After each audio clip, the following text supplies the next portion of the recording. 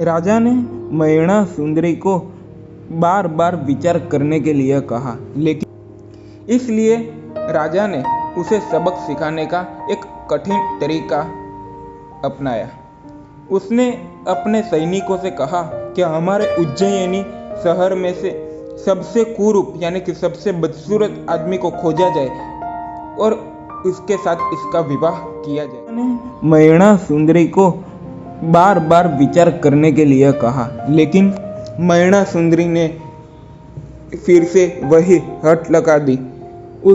मैणा ने उत्तर दिया कि उसके बेटी के रूप में पैदा होने से लेकर उसकी वर्तमान स्थिति तक सब कुछ उसके अच्छे या बुरे कर्मों का परिणाम स्वरूप फल है और किसी को या किसी भी चीज से उसे कोई फर्क नहीं पड़ सकता है।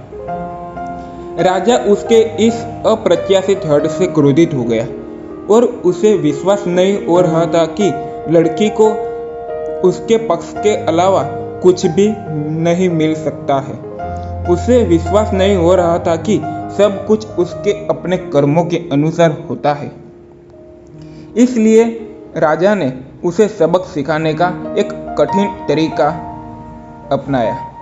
उसने अपने सैनिकों से कहा कि हमारे उज्जैनी शहर में से सबसे कुरूप यानी कि सबसे बदसूरत आदमी को खोजा जाए और उसके साथ इसका विवाह किया जाए।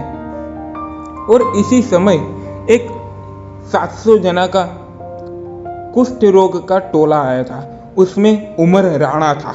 लोगों ने उमर राणा को देखा और उसे दरबार में ले आए। राजा ने घोर तिरस्कार में तुरंत ही मैणा का विवाह उमर राणा से करवा दिया।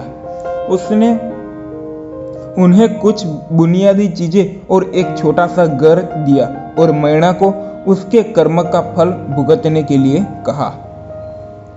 रूप सुंदरी रानी अपनी बेटी के जीवन में अचानक होने वाली घटनाओं से बहुत दुखी थी, लेकिन वह अपने पति की इच्छा के विरुद्ध नहीं बोल सकती थी।